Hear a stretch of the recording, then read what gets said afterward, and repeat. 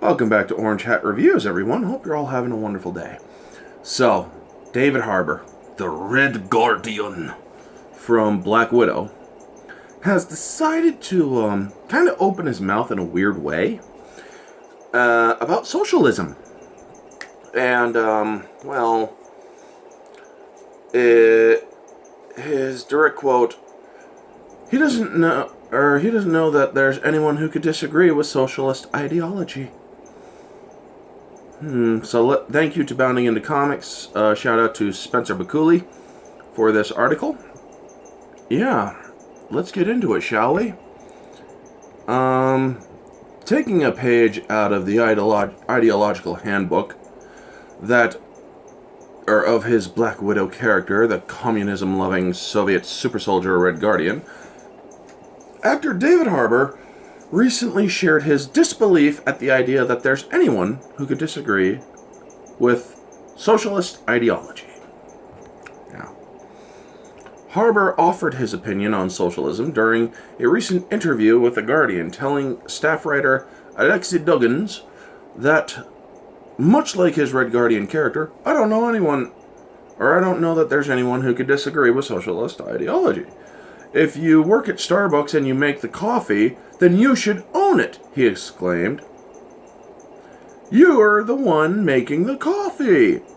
Well, here's the thing, David. That's not how it works. You see, the coffee is made, well, I don't know exactly where it's made, but it's then sent to, Starbucks, or whatever coffee shop. They make the coffee for the people who work, or who order it, and they are paid for their work. I mean, you want a socialist, work in that, let's break this down. So, you believe that if a person making the coffee out of Starbucks makes it, they should be the ones owning it, and therefore should be the ones allowed to consume it. Okay, I go into Starbucks, and I order something, and they make the coffee, so because they make it, they now own it, and they get to consume it. Or they get to sell it at whatever price they deem necessary. Well, if they charge an inflated price because they own it now, they're going to lose a lot of business. So, yeah. Let's continue. However, the Stranger Things star was not above admitting that the fact is that the implementation of these things has led to some of the deepest fascism in our society. So people assume that communism means fascism to a certain degree. Well, yeah, that is kind of how it is, Dave. Gonna have to wake up to that, bro.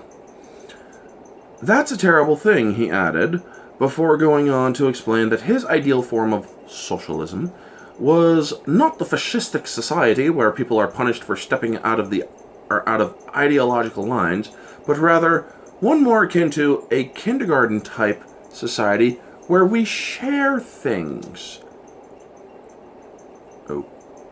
Okay, let's see what he means by this.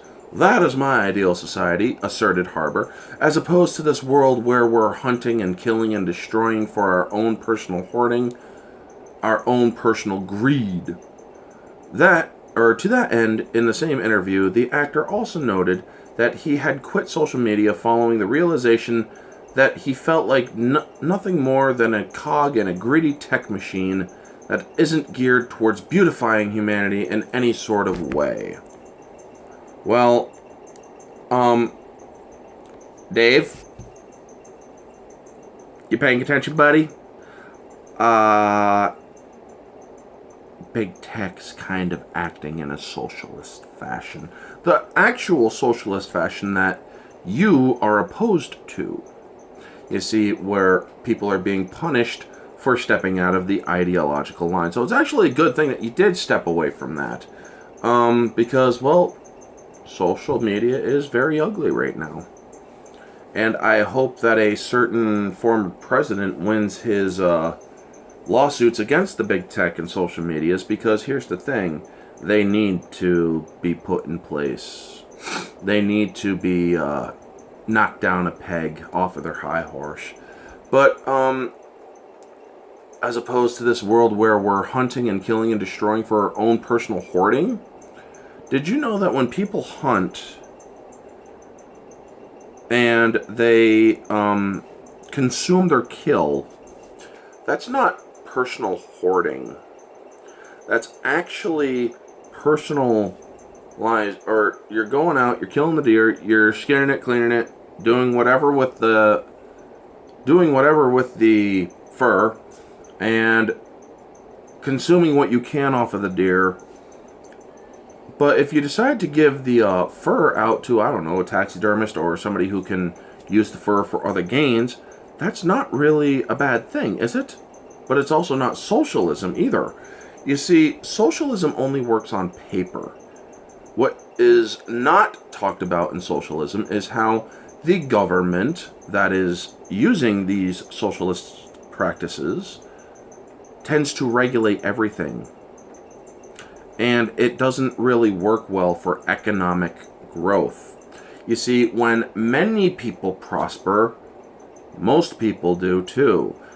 It's not meant to be an equal society when it comes to these things. Because in socialism, the people who are the business owners are regulated, while the fat cats up top will make millions and say, you are all allowed to make this much of money, that's it, while we will reap the benefits of your labor. But we will regulate it so everyone is paid equally. Except us. We're the ones ruling you, so we get to have the most money.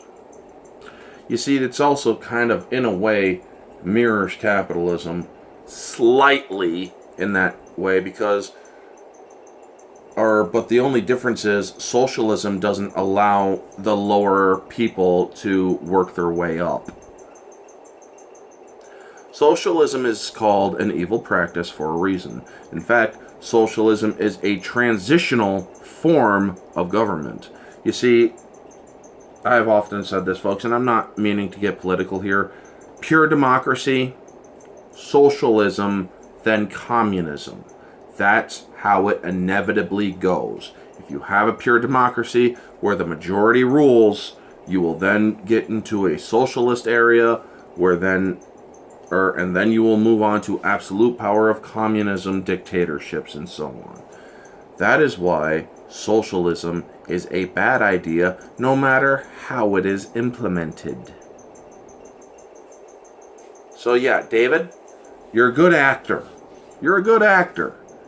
But I would question your thought process, because your idea of socialism, this soft kindergarten version of socialism, why should a person share everything when they did all the fucking work?